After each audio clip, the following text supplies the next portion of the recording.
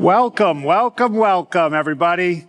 Gather as you grab your lunch. There's a lot of seats down here up in front. Really appreciate you coming in from cases from the community.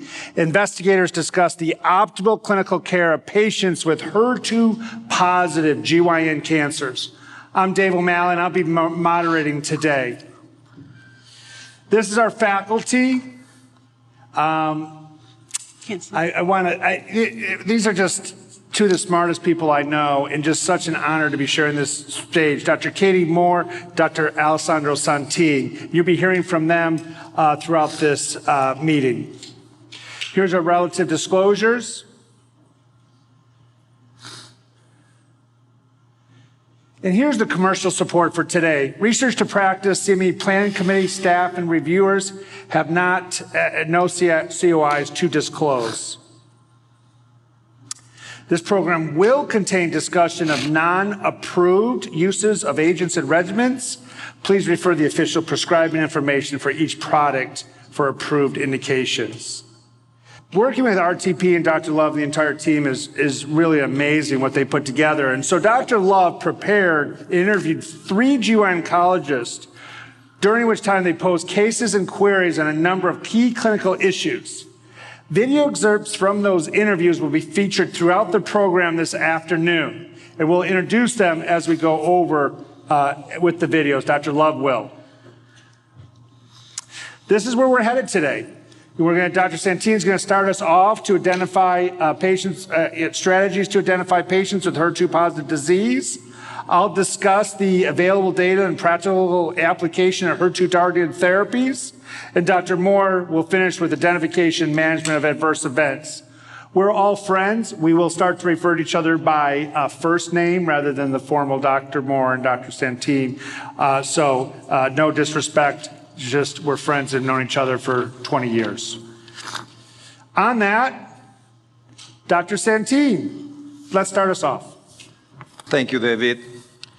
So let me start with a little bit of background information here. The human epidermal growth factor type 2 receptor, HER2-neu, encoded by the CRB2 gene, is a transmembrane receptor that include an extracellular ligand binding domain, that is the target of the antibody that we're going to discuss today, a membrane spanning region, and an intracellular tyrosine kinase domain.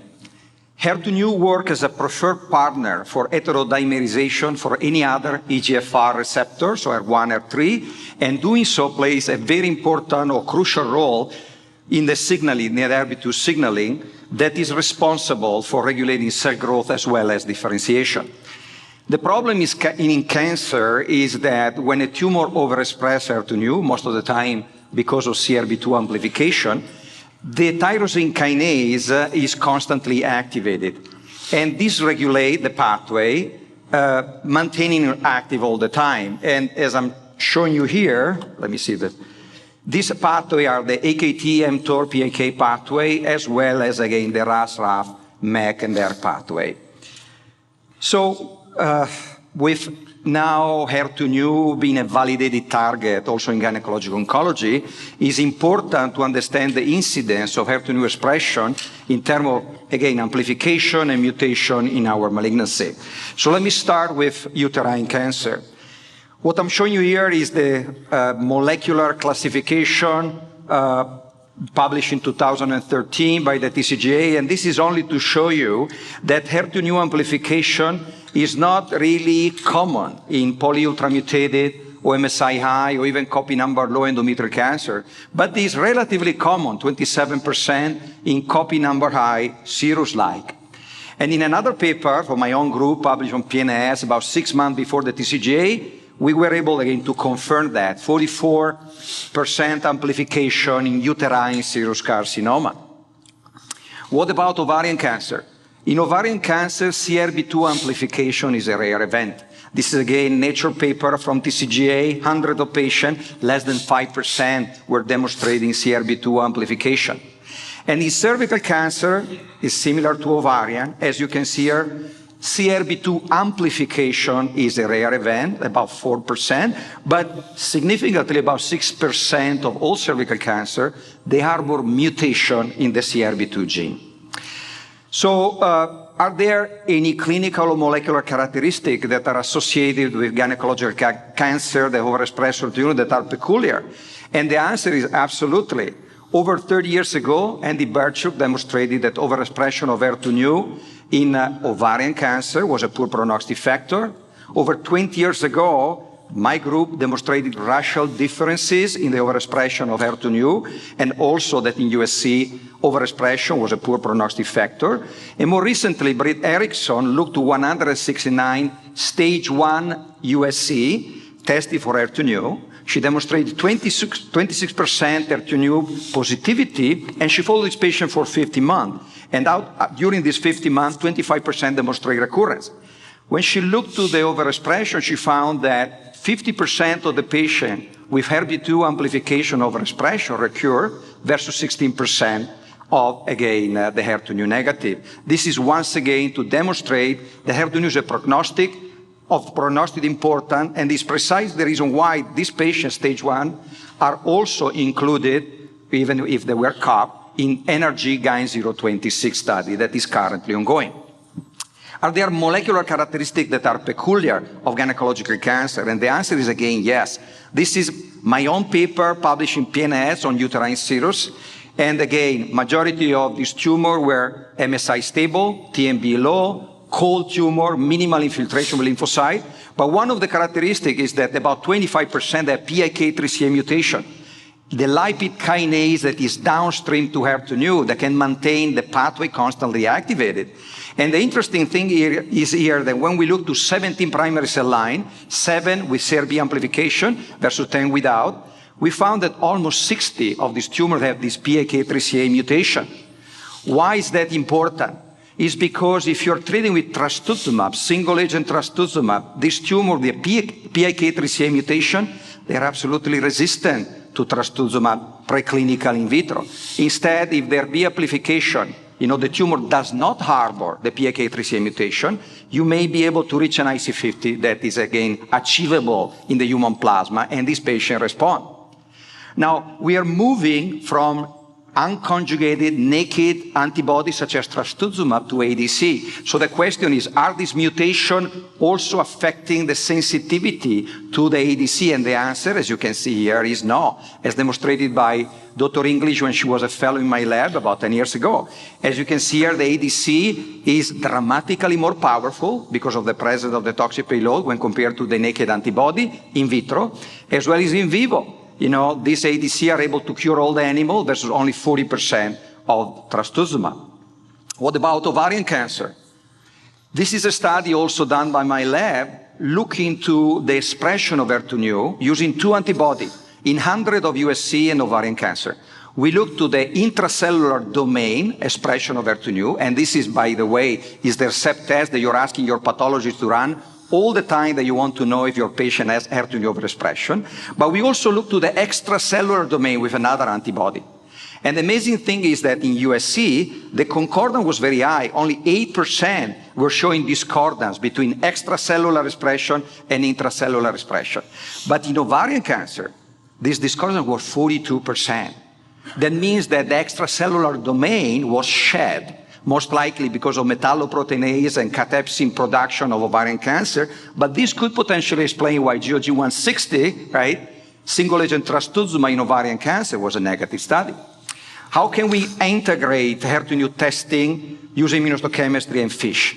So since the publication of our IIT, this randomized phase 2 study in advanced recurrent uterine serous carcinoma overexpressed in HER2, and again, with the publication of the overall survival data 2 years later, NCCN guideline has been revised and now recommend the use of trastuzumab in combination with chemotherapy, carboplatin and paclitaxel, in advanced as well as recurrent patient with HER2 overexpression. But the question is, what is the optimal testing to identify this patient? This is a very important question because solid tumors from different organs have unique characteristics in terms of HER2 protein expression and gene amplification. And that is precisely why the American Society of Clinical Oncology and the American College of Pathologists, they have, again, develop scoring criteria that are specific for breast cancer or gastric cancer. But currently, we don't have a universally accepted algorithm for uterine serous carcinoma. Here, I'm showing you the picture of Dr. Natalia Busa. She was the chief pathologist in our IIT trial with USC and trastuzumab. She looked 200 of sample as a core lab facility at Yale.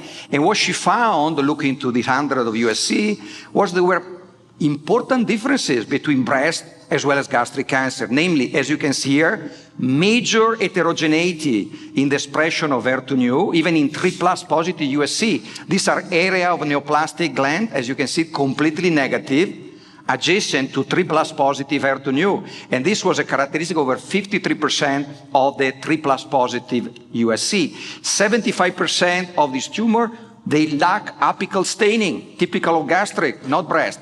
So major differences that brought Natalia to develop this algorithm that is now accepted by the American College of Pathologists, and that is nothing else than the 207 breast cancer algorithm, so 30% positivity, keeping in consideration what I just told you, the heterogeneity of the tumor that is major in USC, as well as, again, the lack of apical staining.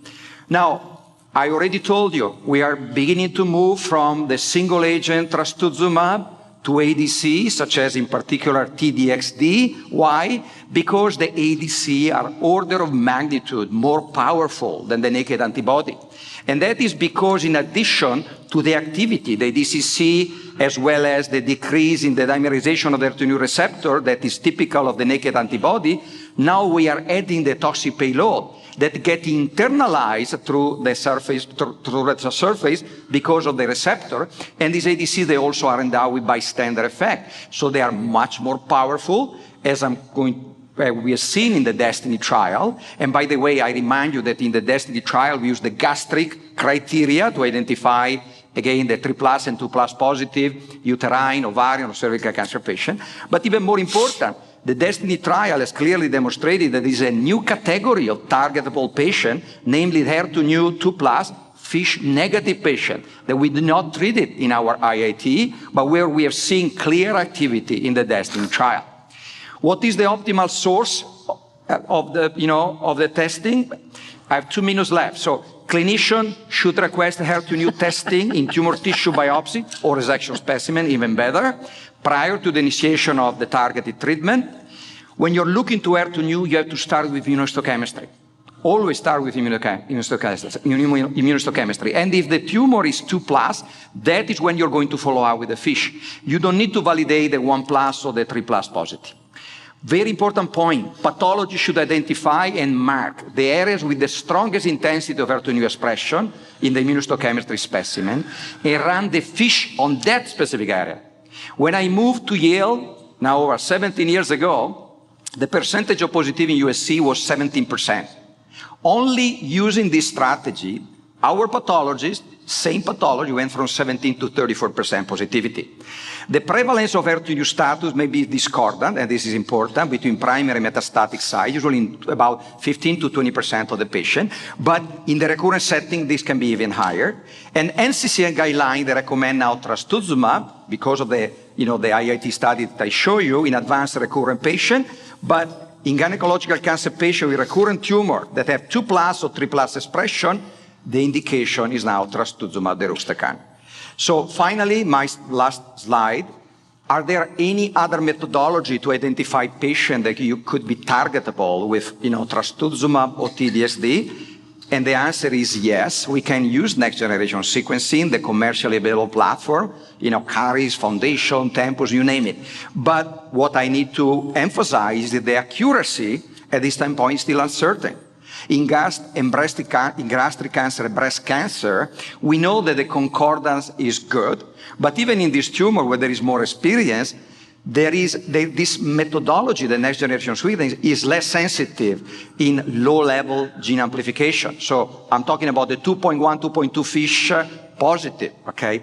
In endometrial cancer, again, we go from 50% concordance to 100% in some other paper, and Yale, again, experienced 139 USC, tested at Foundation Medicine and with the gold standard FISH, again, was 81% the concordance. So the clinical HER2-neu testing remained the gold standard and should not be abandoned.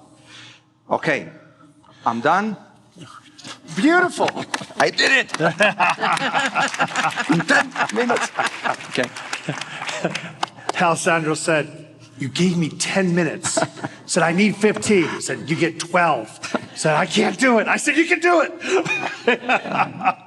So, video cases and questions for the faculty. And I see Lindsay Wilmot here, right here. Lindsay, how you doing? 72-year-old status post-surgery, newly diagnosed metastatic HER2-positive IHC2+. She followed your algorithm. She gets FISH, amplified, UPSC. Play the video. Good afternoon, everyone. I'm Neil Love from Research to Practice, and to enhance this program, I met with 3 gynecologic oncologists, Drs. Kelly Schneider, Lindsay Wilmot, and Tom Morrissey, to present relevant cases and questions to the faculty, beginning with Dr. Wilmot, who has a patient with HER2-positive endometrial cancer whose status post-surgery to resect the primary tumor and intra-abdominal metastatic disease. This is a 72-year-old who presented with postmenopausal bleeding, and sampling by her gynecologist was not feasible related to cervical stenosis. So because she was not accessible for biopsy, decision was made to proceed to the operating room for more definitive surgical intervention. And at that time, she was identified to have evidence of metastatic disease with ovarian cysts that appeared very abnormal and an implant on the bladder. All of that disease was resected, and pathology did confirm uterine serous carcinoma that was metastatic to the ovary and bladder peritoneum. She had somatic testing performed, which revealed HER2-2+ on her IHC. So then this was reflexed to C-ish, and she was noted to be amplified. The company that I utilized for my somatic testing, automatic reflexes patients with 2+ IHC to C-ish. So that is their protocol. She then received 6 cycles of carboplatin, paclitaxel, and trastuzumab, and has now transitioned to trastuzumab maintenance and is without any evidence of disease on her imaging. Any questions you'd like to hear discussed about this case? So this particular patient is without evidence of disease on imaging. How long would you continue the trastuzumab maintenance? The other question that I have is, how do you monitor your patients who are on long-term trastuzumab in terms of potential treatment-related toxicities, including possible cardiac toxicities? Dr. Santin, you know, you and Amanda led the IIT. We're going to talk about that data in a minute. But I just saw a patient the other day. She's at 5 years, similar regional disease. So how long do you continue the trastuzumab? Difficult question to answer because we don't have prospective randomized data to tell us. But what I can tell you is that in the IIT, there was no limit. So, you know, I kept patient on the study for 3, 5, 7 years on trastuzumab. Now, again, the trend in a situation like this, at least in my practice, is to keep them between 12 to 24 months, depending, of course, how tolerable is the trastuzumab. And we monitor by echocardiogram every 3 months the ejection fraction to be sure that they keep on tolerating well treatment. Katie, how about you? We had a conversation. I mean, I think, you know, I'm kind of a forever person. Well, how about you? We certainly, at our institution, we have people that were on the NCCN guideline therapy, and they've been on for several years. I do wonder about this. We were talking ahead of this because we actually had to look it up in NRG GY026, which is Britt Erickson's study. It's for a year. But there are many patients on that study with stage 1 and more adjuvant treatment for their endometrial cancer.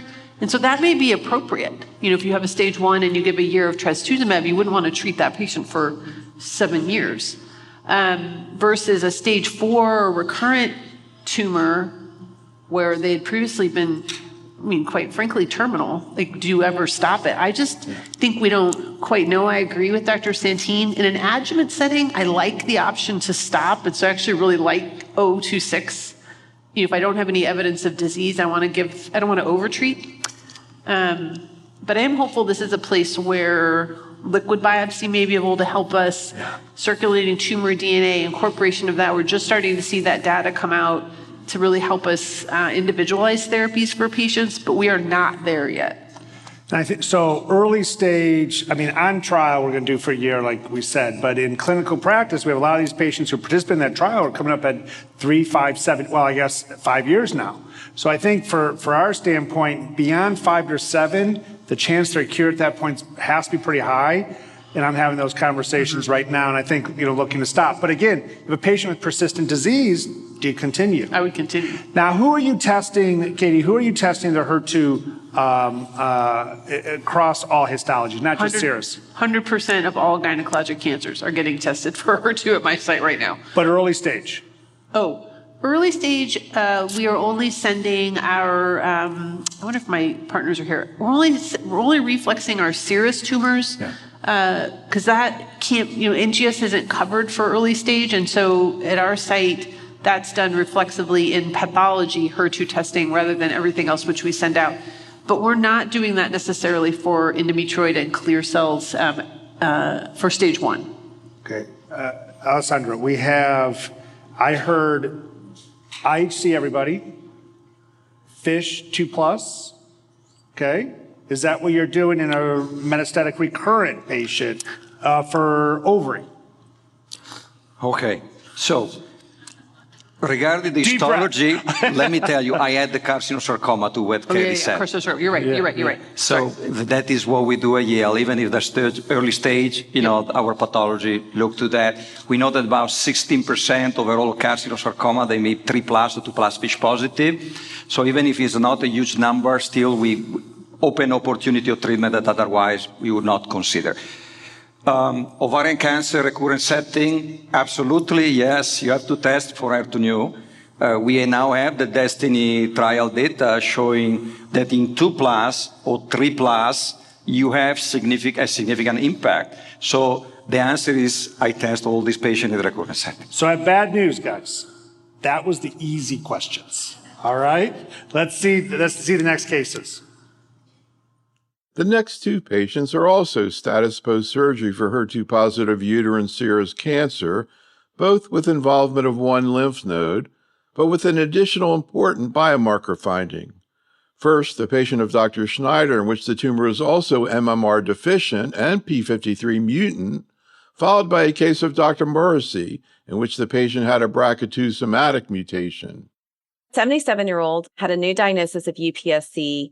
She had 14% depth of invasion. However, one of her lymph nodes was positive with 0.65 millimeters of involvement. Her tumor markers showed her to be MMR deficient, which was surprising.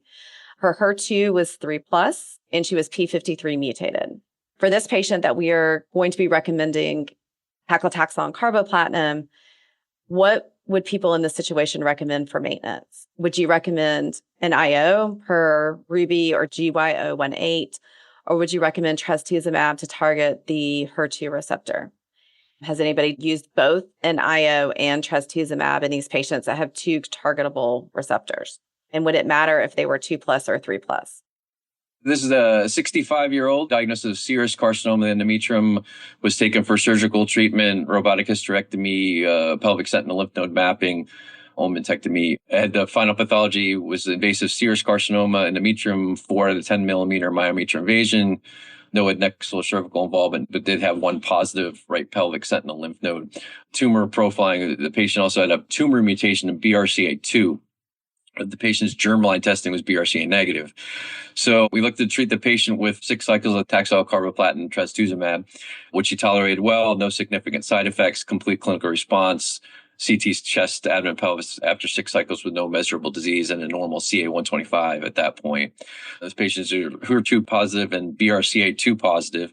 What would be a recommendation for further treatment? Would you no further treatment and observe? Would you opt for trastuzumab maintenance times 1 year, or try to use the BRCA2 mutation to our advantage and use olaparib maintenance times 2 years? Or would you combine trastuzumab plus olaparib together in this patient, as kind of both targets are open? So, Katie, DMMR, P53 mutated, 3 plus. She has positive node. Are you going to go with IO or trastuzumab? What I will start by saying, as we're testing more universally, I think we'll get a more accurate sense of the co-presence of these molecular findings. But the likelihood of having HER2, 3 plus, and DMMR is really pretty low. So we're not going to see a lot of these kind of in the world. So if I did see this, I don't have phase 3 data really in either setting, but we do have B21, which was powered in an ITT population, but in the cohort of DMMR, the addition of pembrolizumab in this adjuvant setting, this is a resected node, not measurable disease setting, the benefit, even though it was a subset, looked pretty amazing. So I'm comparing a subset analysis of a phase 3 to the randomized phase 2 that you all read or led until we get data from 026, which is testing an adjuvant. So I think there's not a right answer to this. But personally, I would probably add Pembro here because she's likely going to be cured with that. And I would hold TDXD for the unlikely event that she recurs. That's what I would do. Alessandro, Final you showed survival data on the CCR paper. I mean, what are you going to do here? Here I really agree with Kathleen because I believe that, first of all, this is a rare animal, MMR deficient, P53 mutated, HER2 positive 3 plus. I saw very few of these patients, and I'm sequencing many of these patients. Having said that, I believe that the microsatellite instability here wins in my mind. So Pembro should be the first choice because, as Kathleen said, he may be able to really cure this patient, activating the immune system. And as you know, immune checkpoint activity persists for months and years after the completion of treatment, unlike, again, other treatment that we may offer.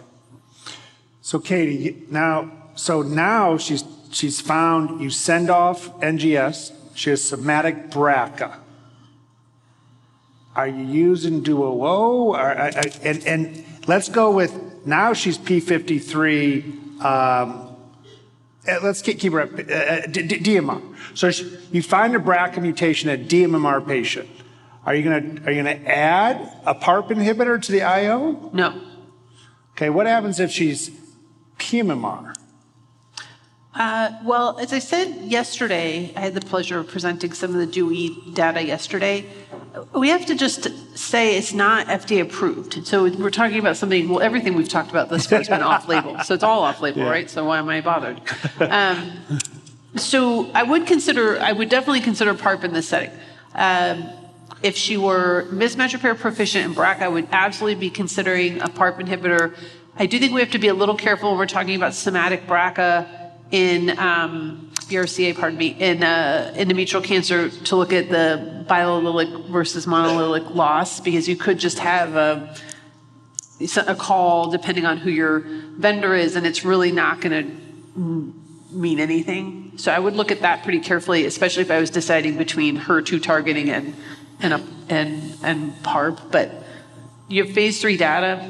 I talked about the biomarkers yesterday. Looks to be a pretty even distribution of added PFS benefit over immunotherapy and compared to standard of care, which is no maintenance. So I would definitely consider olaparib here. I would also be looking to put her on GY026 though. I mean, 026 is open for HER2 3 plus adjuvant. So I would probably talk to her about the trial as a priority. And I think, hopefully we'll have that enrolled completely. And I may have misspoke. I said Duo, I meant Duo-E. Alessandro, we have a question from the audience. And if you have a patient who's amplified, do you have to, should you check also IHC? Is there any reason to? Yes, I would do that because as I've shown in one of my slides, there could be discordance between the intracellular domain expression and the extracellular domain expression. And therefore, if you look to the amplification, and this is a tumor that, let's say, you do the immunohistochemistry, and you don't find protein expression, right? It's unlikely that not having surface expression is going to respond to a targeted agent such as trastuzumab or TDXD. In that case, I could consider, because I have the study open, afatinib, that is a pan-CERV inhibitor that blocks the intracellular domain of the HER2-neu, that is most likely the reason why the tyrosine kinase is active. Interesting. All I can say is I'm glad I was moderating and not being asked those questions. Great session. We're going to move on here, and I'm going to talk about some of the available data and practical applications as we're going to go through this more with regards to clinical data to supplement the previous presentation. So this was originally JCO. It was investigator-initiated trial, also intent to treat. Investigator-initiated trial, co-led by Dr. Santin and Amanda Nichols-Fader with multiple institutions around the country. And what we found was a clear benefit with a hazard ratio of 0.44 in the entire population with the primary analysis of progression-free survival. But when we looked at the subgroups, these were not powered, the benefit really seemed to be those patients who are in primary therapy versus those on the right recurrent. So you see clear benefit. A lot of the questions we got with regards to this trial was, well, it wasn't blinded, you didn't have BICR, right? So we said, well, yeah, that is true. So we looked 2 years later, which was then published in CCR, and we now showed survival advantage. So we saw a survival advantage in phase 2. You see clear difference in those curves, and where we're looking now is a hazard ratio of 0.58.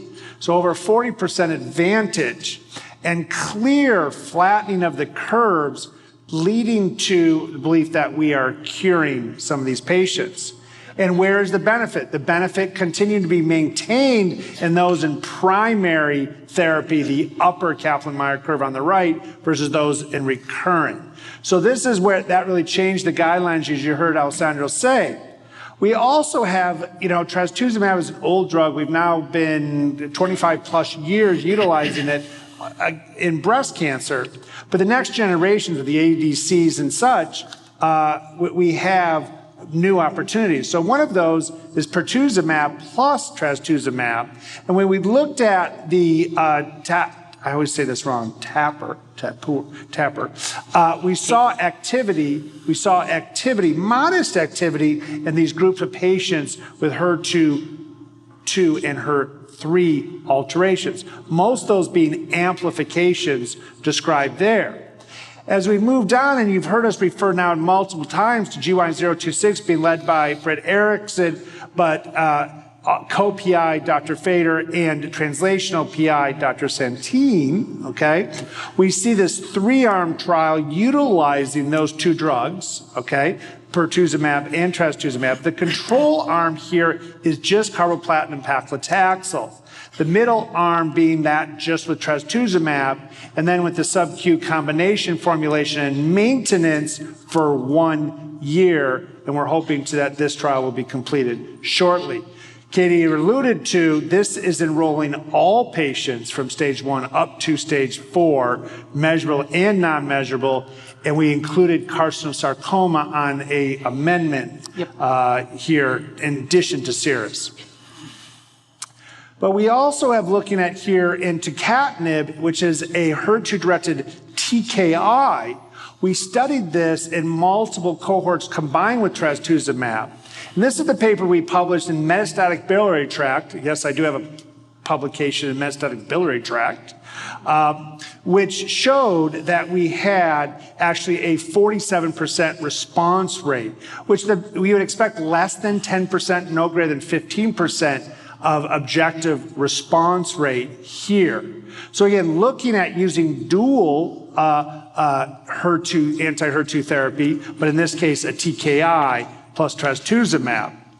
And then published just here last month was our Nature of Medicine in the metastatic breast cancer with the breast cancer cohort. 31 patients, modest numbers. But yet, the reason it was really accepted in Nature of Medicine was because of the translational work that we've done. This is a representative slide, and you can kind of drill down this with time permits, looking at local and central IHC. We have NGS, but both from the tumor as well as from the blood, as well as looking at then amplification. So again, you see differences in here, and you saw in the wonderful presentation by Alessandro with regards to the difference here in these patients. But how about you looked at TDM1? In this case, the NCI match trial looked at TDM1, which is again HER2-directed ADC with an antimicrotubulin payload. Modest benefit, you had to have HER2 amplification with copy number greater than 7, okay? And we only saw 2 patients respond in the parotid, though we did have stable disease in half of the ovarian and uterine cancer patients. Again, small numbers, but showing that we have HER2-directed therapy. The status trial, which we alluded to in the carcinosarcoma just in the discussion a minute ago, again, this was our first really drop the mic that we had something here in TDXD in patients with uterine carcinosarcoma.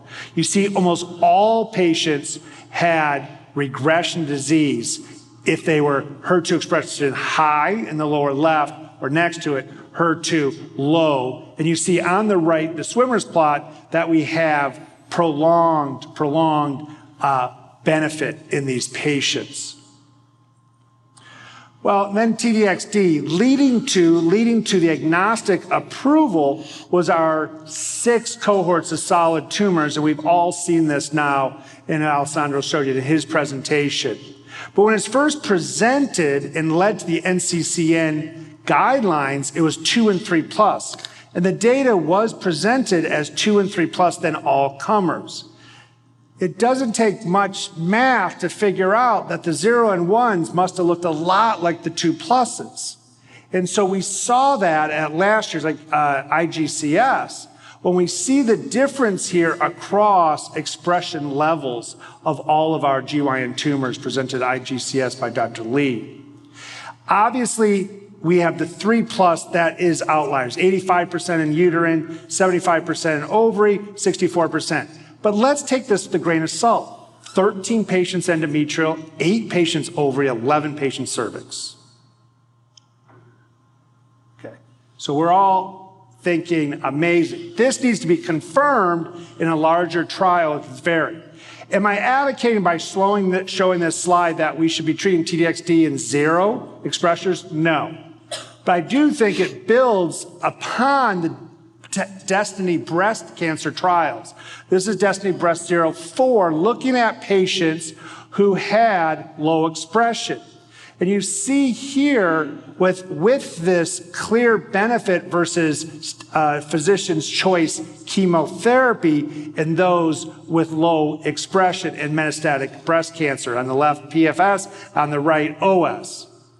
The update to this shows that this improvement persists with clear difference in those 2 curves, both in the hormone receptor positive in all patients.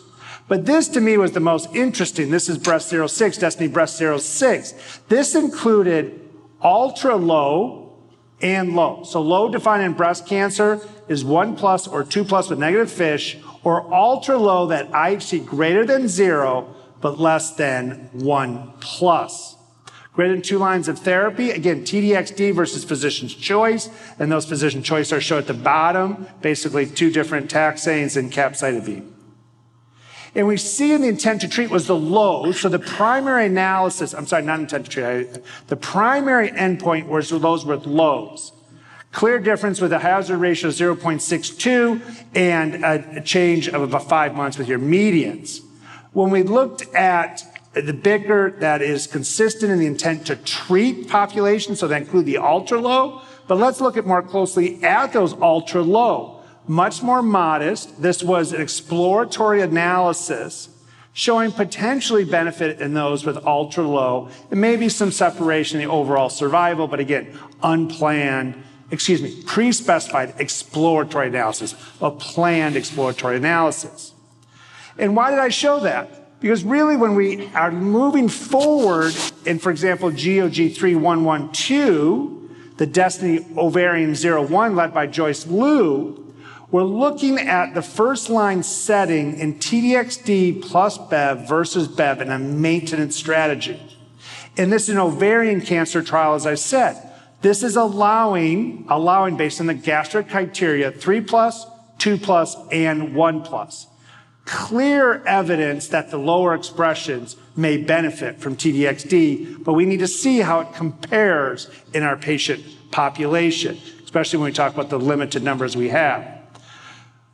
This is not yet on clinicaltrials.gov, but we do have permission to share. This is being led by Dr. Macker. This is an endometrial cancer, and this is looking at can TDXD replace carboplatin paclitaxel in the first-line endometrial in proficient endometrial cancer patients. Because we're going against carboplatin paclitaxel, it only allows 3+ and 2+. 40%, which will be 3+, and 60% will be 2+. So this trial, as I said, is going to be going on to clinicaltrials.gov this next week or two. And what are other agents that we see? Well, BioNTech 323, we saw this presented by actually Dr. Moore at last year's ESGO, where we see a response rate up to about 58% in a small number of patients, 59 actually, okay? Now, that also is a HER2-directed, also with a topo-1 inhibitor.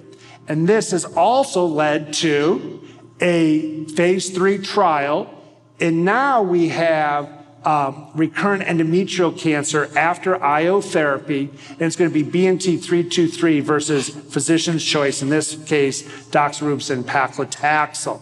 So all three of those trials are moving forward to confirm the Pan-Destiny 02 trial and the exciting preliminary results we see. And this is being led by my partner, Dr. Flor Bacchus. So we have the 3+ gastric criteria tumor agnostic accelerated approval as of April 5th of this past year. Clearly, the greatest benefit clearly may be overstated. It appears that the greatest benefit is much higher than the 3+. We need to further explore those lower expression, and we have multiple trials that are initiated to confirm these results.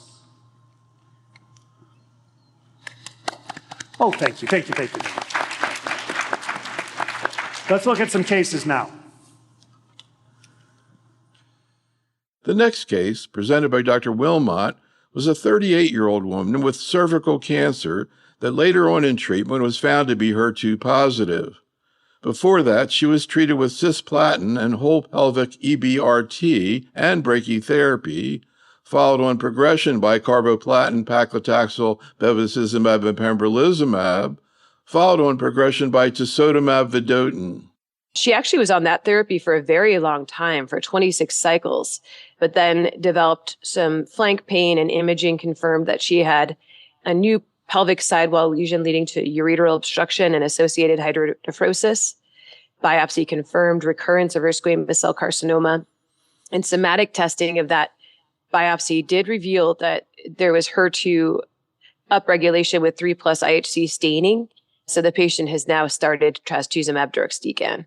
She actually did incredibly well at the tisotumab. In terms of toxicity, she did not have any issues with ocular toxicity. She did the eye drops. She was very compliant. Any questions about this case? If this patient had had testing that included HER2 testing prior to initiation of the tisotumab vedotin, would you have preferentially selected TDXD prior to TV? How would you sequence those things?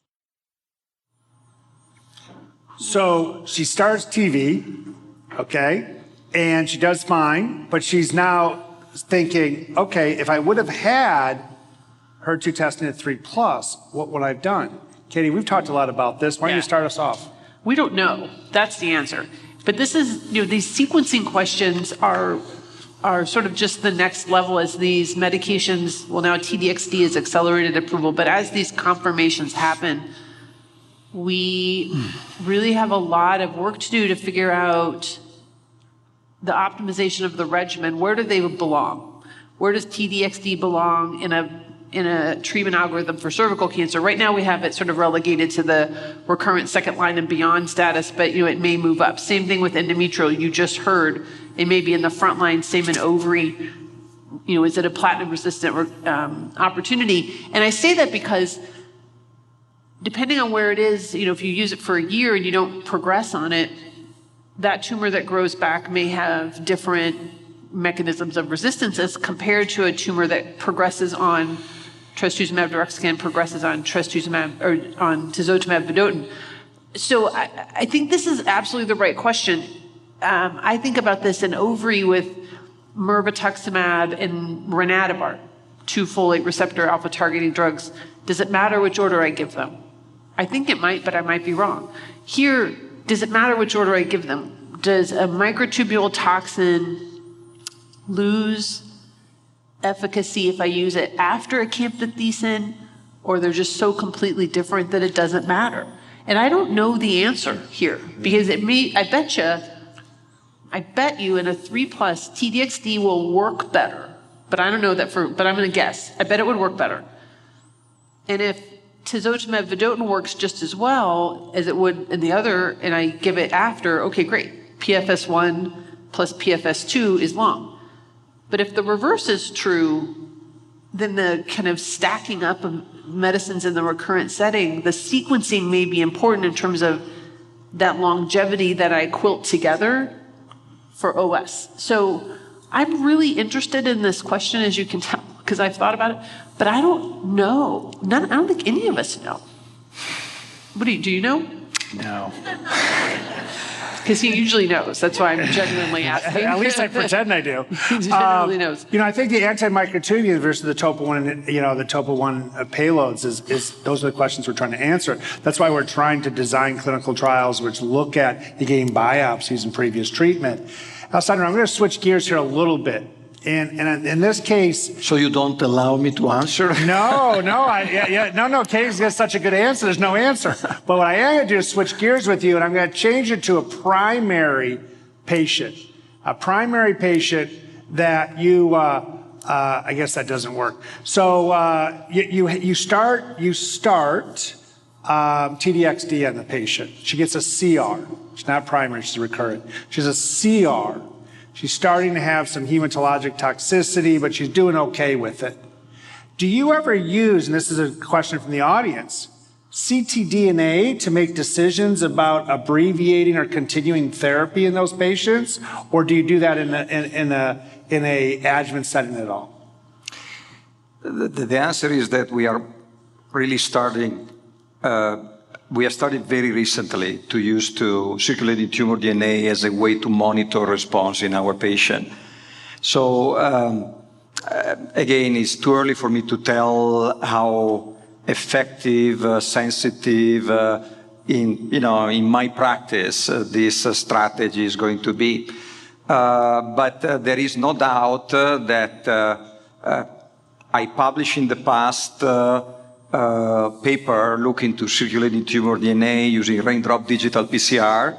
That is a very effective way to quantitate the amount of DNA coming from the tumor, because you're going after a specific mutation that are circulating in the plasma. And for sure, it's a very sensitive approach, in particular when you know the mutation that you want to, identify. So the answer is you may be able to monitor your patient in a very, let me say, sophisticated way.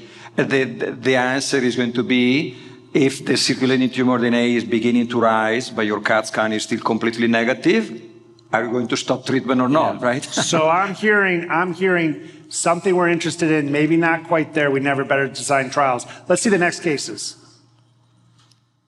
The next two patients, presented by Drs. Schneider and Morrissey, are cases of HER2-positive metastatic ovarian cancer, and both were also folate receptor alpha positive, creating the option of either trastuzumab deruxtecan or mirvetuximab soravtansine. Mirvetuximab is obviously more studied or better studied in our literature for ovarian cancer as opposed to TDXD. But her concern and my concern with talking with them is that she still has significant peripheral neuropathy. And in my experience, most of the patients with mirvetuximab have worsening peripheral neuropathy. So she strongly wanted to try TDXD. And my question in that standpoint is, has anybody else faced this? Is there a recommended next step? Should I have pushed the mirvetuximab? She is doing well on the TDXD. She's had 3 cycles. Her CA-125 has decreased to 23, and she's tolerating it beautifully. A patient at that time was started on mirvetuximab, but kind of the 4th and 5th cycle started to get bloating again and had progressing disease after 2 cycles, and then was started on TXDX. And again, responded pretty well to that after the first cycle, noted to be feeling better, then developed some shortness of breath, developed some interstitial lung infiltrates. And again, we held treatment at that point, and patient's disease progressed at that point. And so the question is, would it be something that would be used earlier in the treatment sequence? When patients progress on these agents, is it due to resistance to the payload, or is it due to the target mechanism of action? And in terms of sequencing these things, does it make a difference?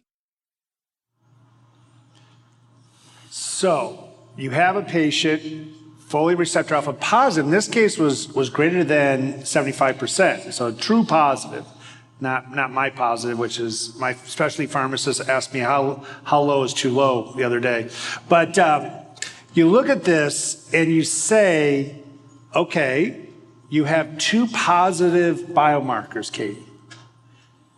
So I know and from a data standpoint, you're involved in the development of MIRV from the very beginning to its approval. What do you think? Again, this is really tough. And the overlap thus far that we think is about 12%, although as we test more, I think those point estimates are going to get a little bit more accurate. But HER2 2+, 3+, and folate high, the overlap there is about 12 to 14%. So you are going to see these patients, and we're going to have to figure out which medication to use. And this is, again, to my earlier point, if I'm in the platinum-resistant setting, I would want to use both. And if the sequencing matters, I'm going to want to put them in the right order. And at this point, we just don't have any data that tells us which one, if it matters at all. It may not matter. So we have phase 3 data with PFS and OS data with mirvetuximab, and we have an accelerated approval with TDXD. Does that matter? I don't know that it does. I did think the physician's discussion, the neuropathy matters. So if I have someone with neuropathy, I'm of course going to use TDXD first. I'm going to give her a break, and hopefully her neuropathy is going to get better, and then I'm going to try and bring in mirvetuximab at the next line of therapy. Sometimes patients just are like, heck no to the eye talk, all the eye things. It's, if you really counsel patients, every once in a while they're going to be like, no, thank you.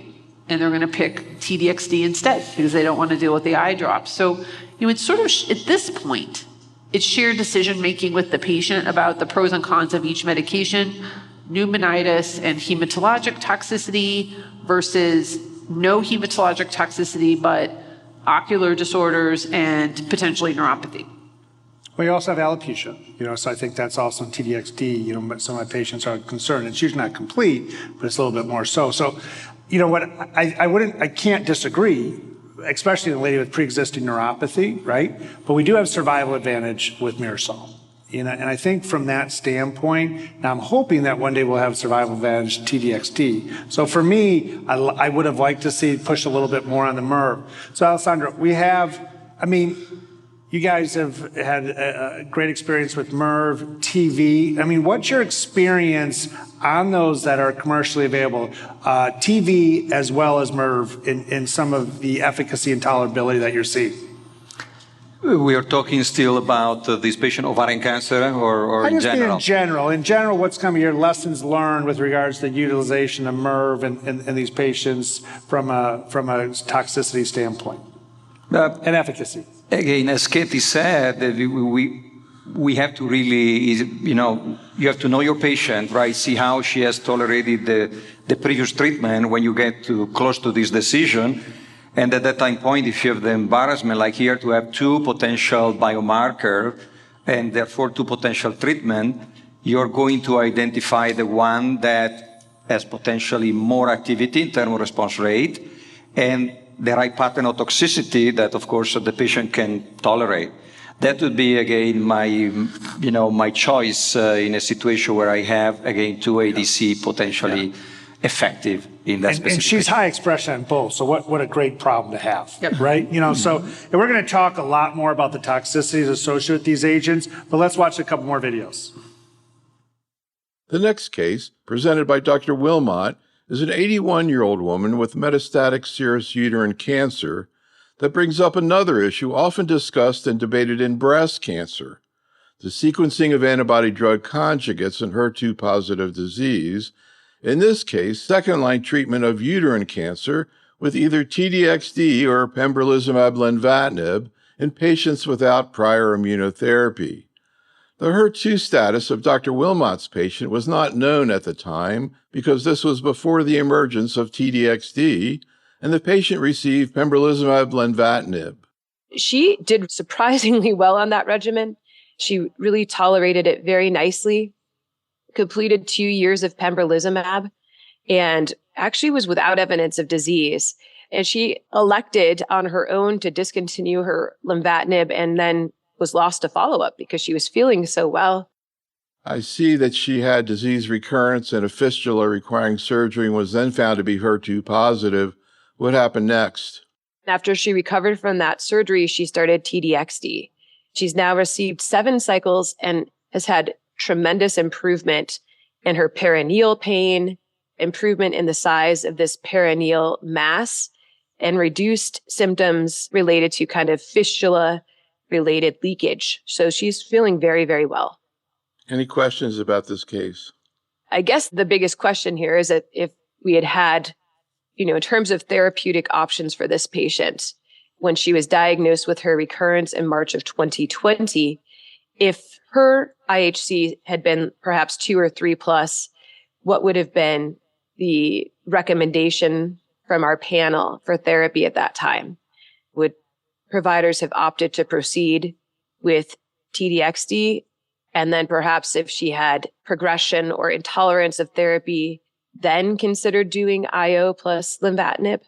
Any other questions for the faculty?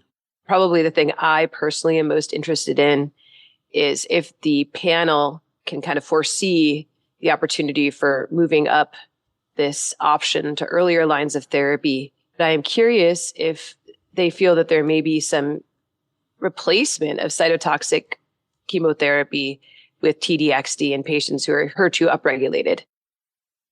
So I think this is my favorite case, Lindsay. I get asked this question all the time. So I know what my answer is, but Alessandro, you have Len-Pem, and then you have, I forget what she's 2 or 3 plus. So let's say 3 plus. So Len-Pem versus TDXD. The question is, if I had known that, right? If you had known that, now she's recurrent. Yeah. In the recurrent setting, I would say that I would start with TDXD more than Lenvima Pembro in a patient like this.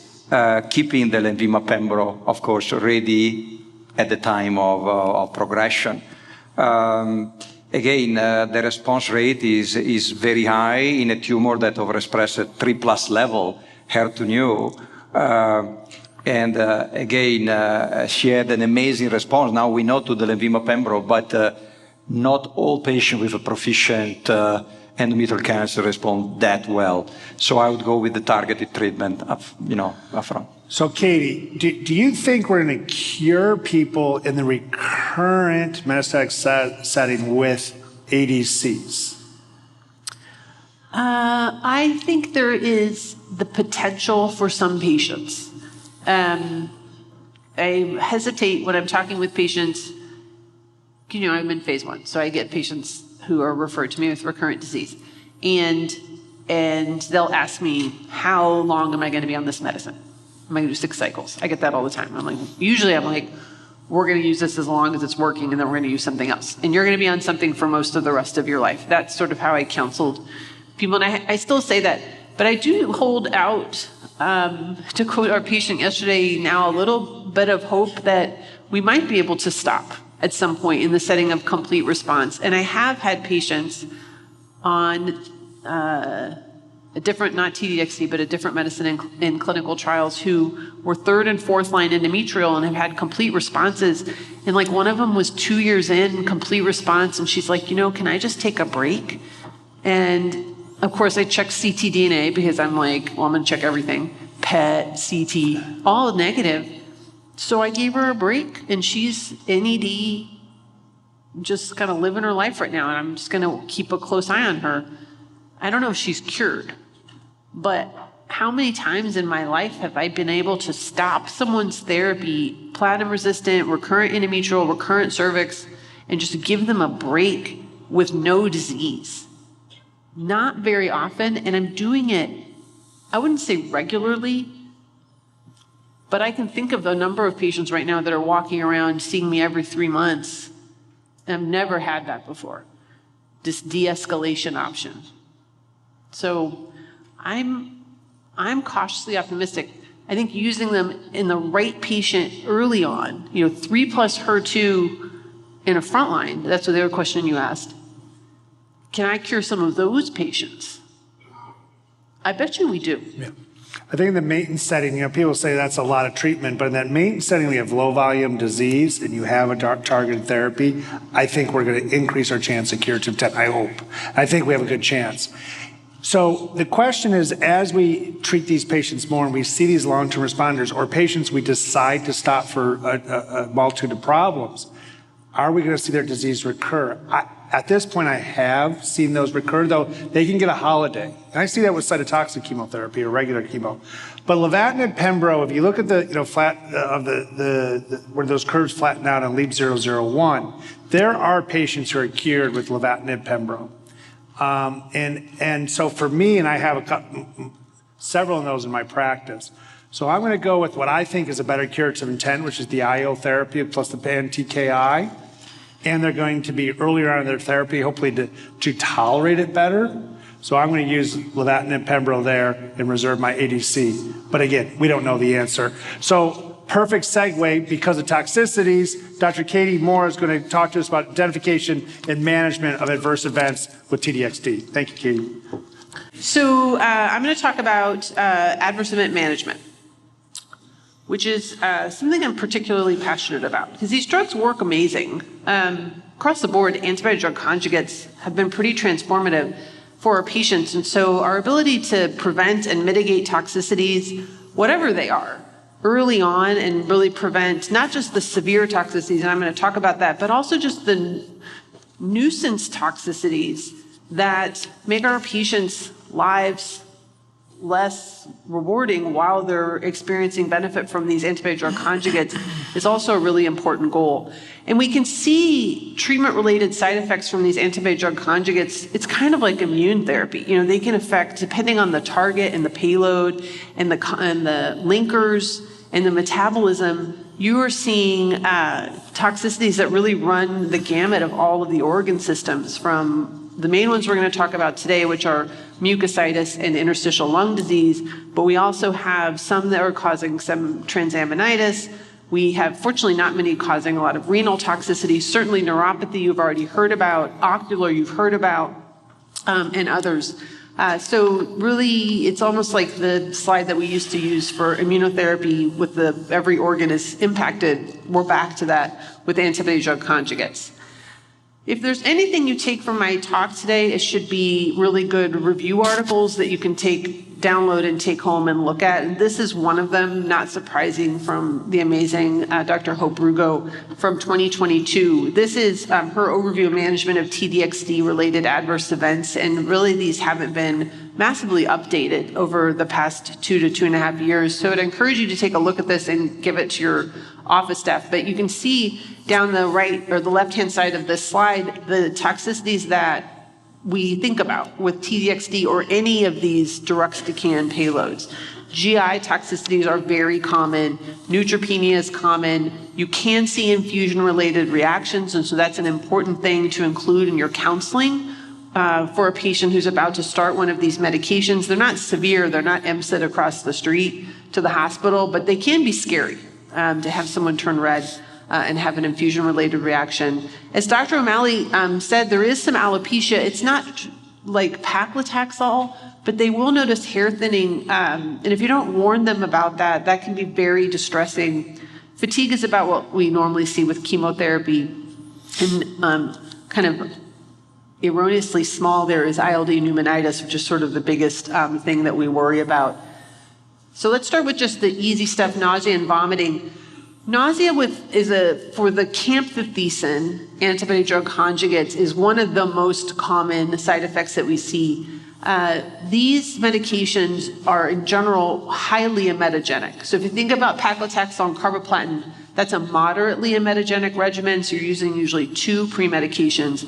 These TDXD, deruxtecan payloads are highly emetogenic, and so you want to really bring all your pre-medication guns to the table to mitigate this toxicity right out of the gates, because it is quite common.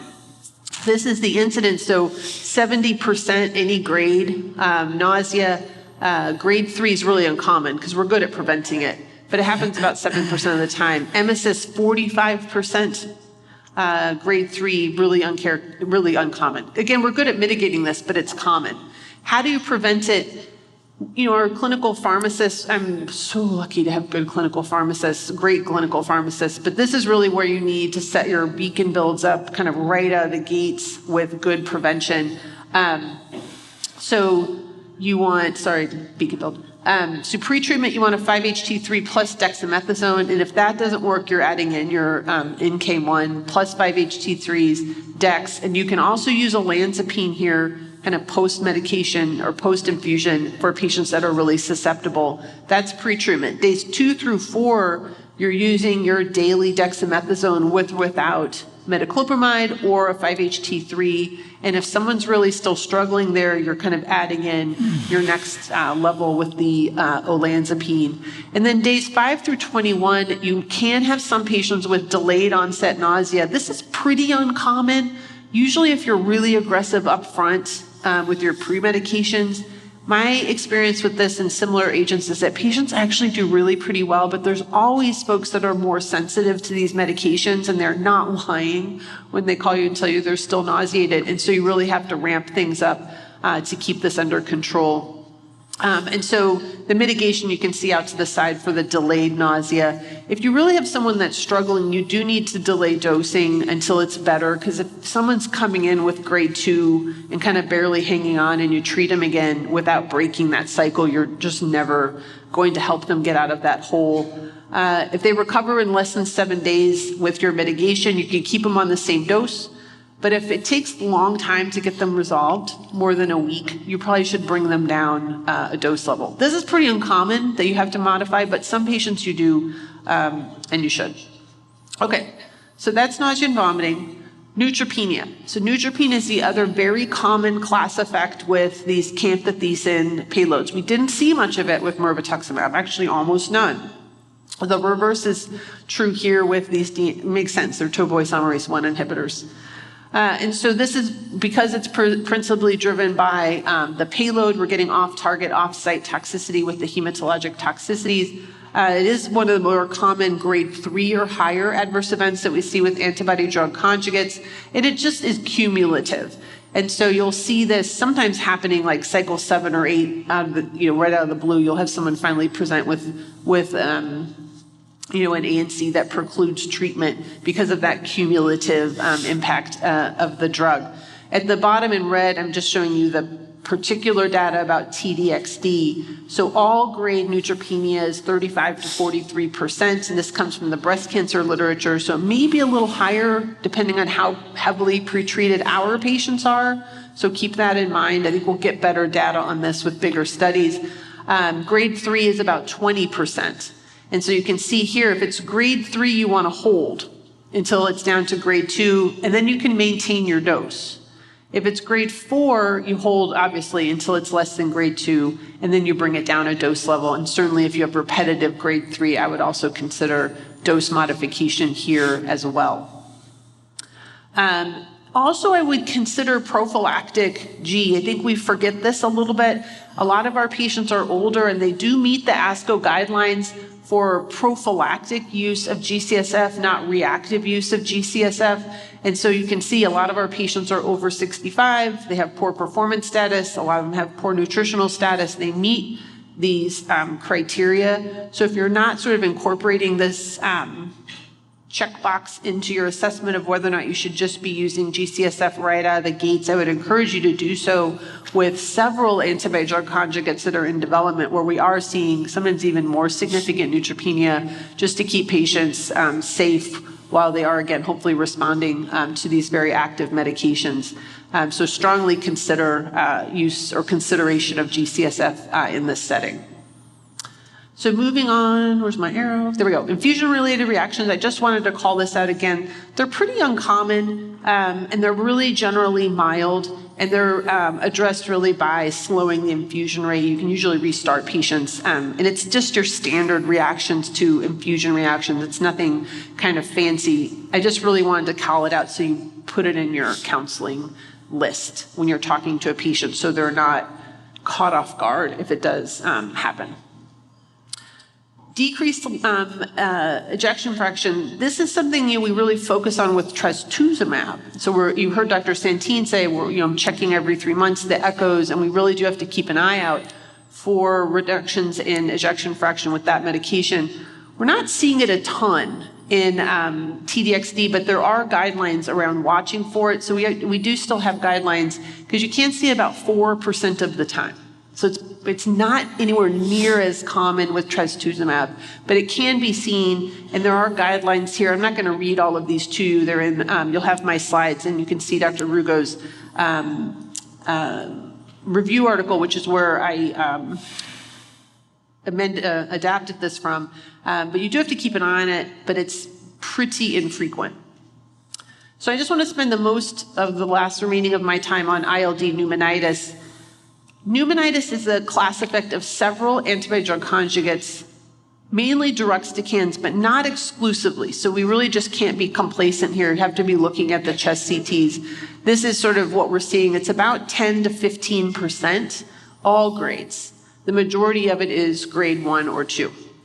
These are the 5 S's. This is another great Dr. Tarantino's paper, another one I would recommend you pull down. This is just related to how we assess and mitigate for pneumonitis. You look for it, past history, make sure you're not treating someone that has undiagnosed pneumonitis. That's actually more common than you probably think, especially if they've had prior IO. Making sure you're scanning the chest, even if they don't have disease in the chest. Multidisciplinary care. Holding treatment if there's a suspicion of ILD, even if it's not symptomatic. That's grade 1. Ground glass opacities, inflammatory changes, clinically correlate. They don't say, hey, this patient has pneumonitis on the CT scan. They say all these things. Mild inflammatory changes clinically correlate. Before I understood this, I'm like, how you doing? I feel great. I'm so happy. My tumors are shrinking. I feel great. Great. Keep treating. Nope. Got to hold. And you got to work it up, and you have to use steroids, low threshold to start steroids. So I'll just show you this. It's trickier than you think. And so this is complicated. I don't mean that to scare you, but if you look at a baseline CT scan, you're like, well, I would never treat someone that had baseline abnormalities. That's an absolute exclusion. This is a great presentation out of Dana-Farber by Dr. Abelman, where she went back and looked at patients with breast cancer in their very able medical oncology practice who were treated with TDXD on label. And they went back and they had radiologists re-review all of the pre-treatment scans. They were all reviewed by a very smart person just to see what they found. As none of these patients had baseline ILD. 93% of them had some baseline abnormality. That's pretty striking. So do all of these patients need PFTs and a pulmonary consult before they go on study? That's probably overkill, but what's the balance? This is tricky. These are the things that they found. Ground glass opacities. They found, of course, cancer. They found obvious evidence of interstitial changes, atelectasis. Did any of this correlate with who developed pneumonitis? And the answer was no. So it's not just a ground glass opacity. It's really pretty tricky. And then when they looked back and they said, well, who did develop pneumonitis of this retrospective cohort? The physicians didn't call the grade 1, but they absolutely recognized the grade 2. When they looked back at rereads by blinded smart radiologists, you doubled the pickup of grade 1. So you look at the bottom, the treating physicians assessed grade 1 7% of the time, grade 2 4% of the time. When it was overread, your grade 1 ran up to 23%, but that same 4% for grade 2. And so how important is it for us to pick up these grade 1s? How much are we delaying unnecessarily versus when do we risk somebody getting symptomatic and potentially lethal ILD? This is really a challenge, and I just encourage you to not try to be your own pulmonologist. And I don't say that lightly. We have to collaborate. We have got to have really good pulmonologists and radiologists who will work with us and really help us figure out who needs to be held and referred and for whom are they having an allergy attack and they can keep treating.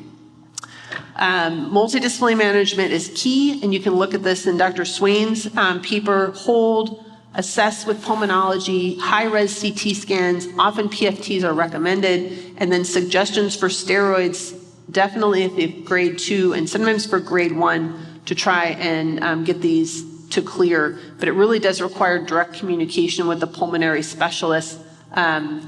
Because if you just refer for someone that feels great and has a ground glass opacity, they're going to see your patient in 3 months. So it takes direct communication to get this moving forward.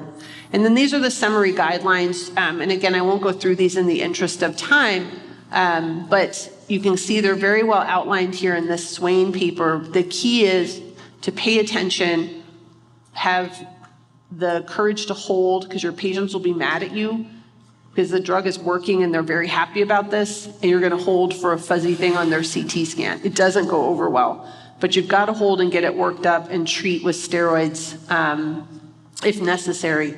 Anything that's grade 2 or above requires permanent discontinuation. And with that, I think we're kind of running a little bit over, so I think I'm just going to, maybe we can kind of talk about some of these controversial topics in the discussion. Okay. Awesome. Great job. Thank you. Yep.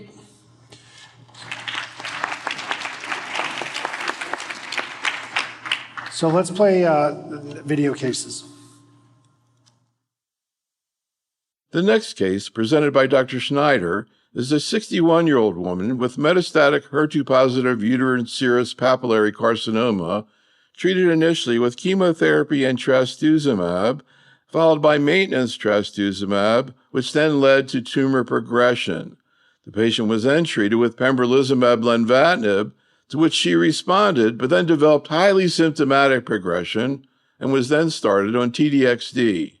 She was very symptomatic. She had liver metastases and was emaciated. She has now gained 20 pounds back, feels much better, and is back to working. She's now completed 8 cycles, and she is NED. Any acute side effects like GI toxicity? She did not. I prepped her because this was my first patient on TDXD, and I knew the possibility of significant nausea, which she did have this with her initial chemotherapy. A question for the experts: are there any other suggestions in terms of getting patients through this from a nausea perspective? I'm not really sure exactly what is the best regimen or most recommended to help with these. She has not had any shortness of breath. That is another question that I have not completely gotten answered. Is there anything recommended for screening from that standpoint? She's getting frequent imaging anyway to follow for progression of disease without any evidence of interstitial lung disease, and she has no symptoms. But is there anything that we need to be doing more aggressively to evaluate for the pulmonary toxicity that can be associated with the TDXD? Any questions if she were to develop ILD, either grade 1, asymptomatic, or symptomatic?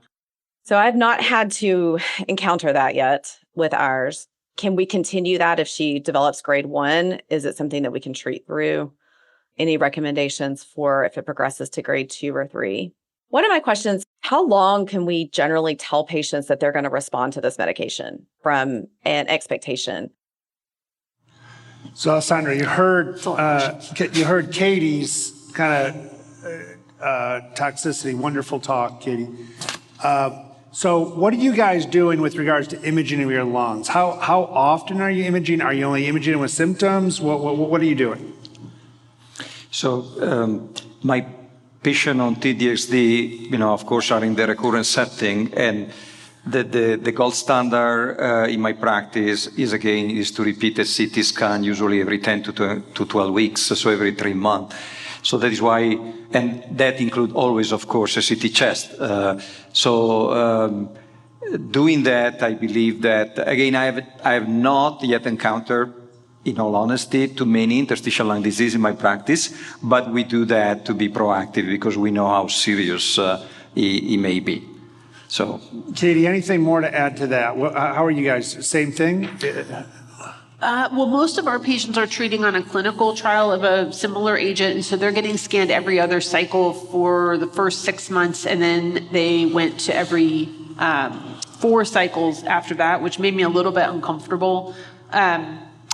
So I think every 2 to 3 cycles is fine. The rate of ILD decreases when you get to really like 6 to 8 months, and then by a year it's pretty level. So you're going to see it relatively early-ish because people tend to stay on for a long time. So we had a few bad outcomes, so we're pretty sensitive in my institution. I know you guys have had some as well. We are pretty much every other cycle until we're like 6 months in, and then we'll maybe go to every 3, and then we'll back off a little more. But it's interesting. From the TDXD, from the looking at the experience in the onset, we actually are seeing about 5.5 months at the median. So you see that kind of continuum. So again, that cycle 7, cycle 8, when you've been lulled into, okay, they're doing fine, is where you really need to redo the education. I think every 2 to 3 cycles, 4 starts to make me a little nervous because now you're pushing at 12 months. So I really try to do it at 9 weeks, and I get a CT of the chest every time. As I said earlier today, I've looked at more CTs of the chest in the last year than I have in my previous 30 in my career. And very, very important. Now, one of the questions... Can I say one thing to that? Because I agree with that. I will admit, I look at CTs with my patients all the time in the room. I show them their cancer, and we show so I pull them out. But I wasn't looking at the CT of the chest if they were just being, in a clinical trial, they're like CT chest. If they didn't have disease and the report said there was no cancer, I wasn't ever pulling that up until a few years ago.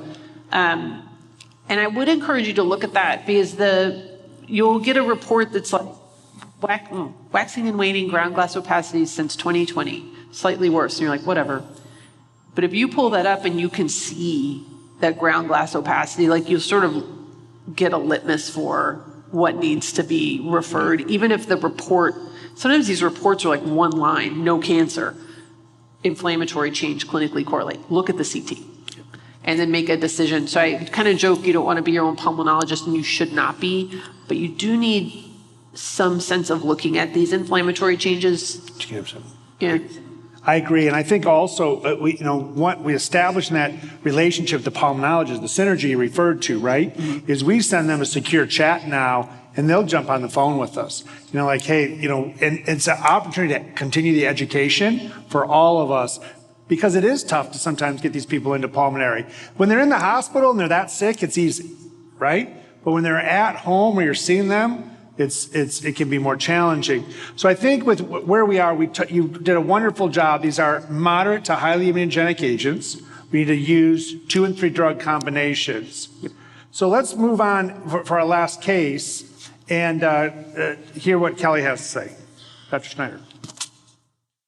The final case brings up an issue that's been known for many years, the potential cardiotoxicity of anti-HER2 treatment, where most of the data has focused on trastuzumab. Dr. Schneider has a 62-year-old woman currently responding to TDXD after prior trastuzumab therapy, where cardiac issues have been noted.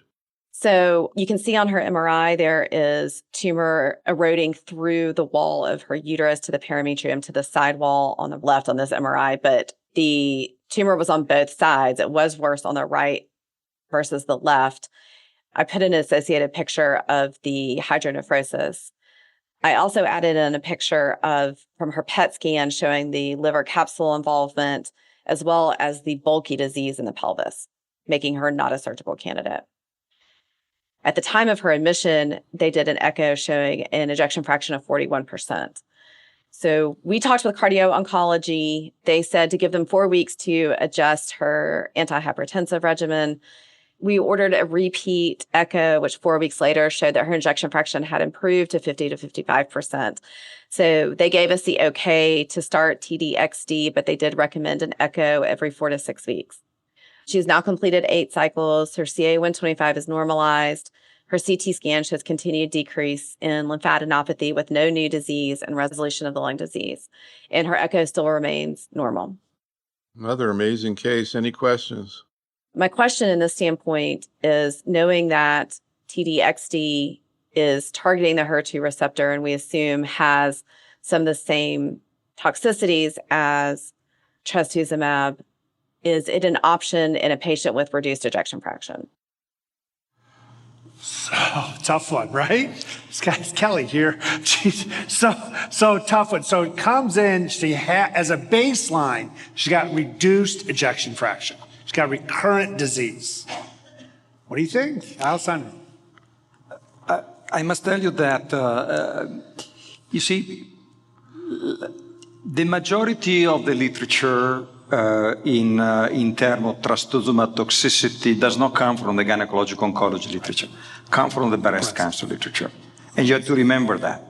Because these patients, majority of breast cancer patients, they receive adriamycin. And only later they get trastuzumab. And chest CT, and chest radiation. And I must tell you that I wrote a paper a few years ago, only really to look to the toxicity, the cardiotoxicity in our study. We follow again the 61 USC 3+ positive, right? Half of that they received 4 years. I can tell you at 92 years old that they were treated for 5 years with trastuzumab, checking ejection fraction every 3 months. They did not receive adriamycin before, and they did fantastic.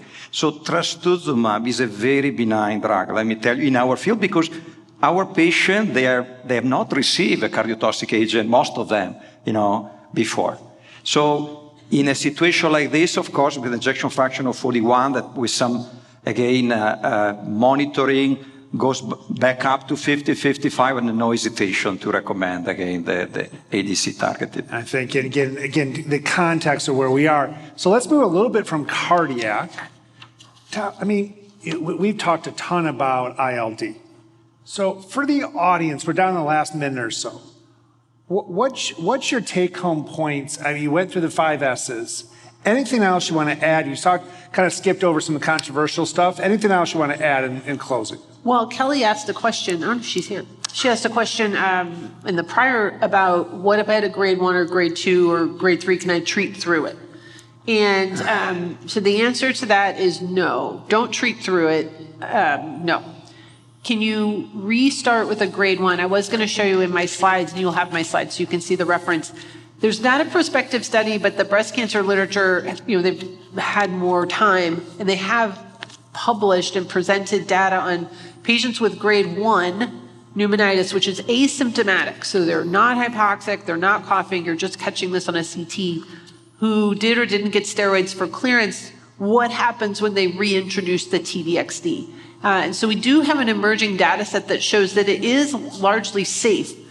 Most of the patients restarted without even a dose modification and didn't recur with ILD, but a third did have recurrent ILD, which was treated with steroids. They had no deaths. They had no grade 3 or up because they were watching them so closely.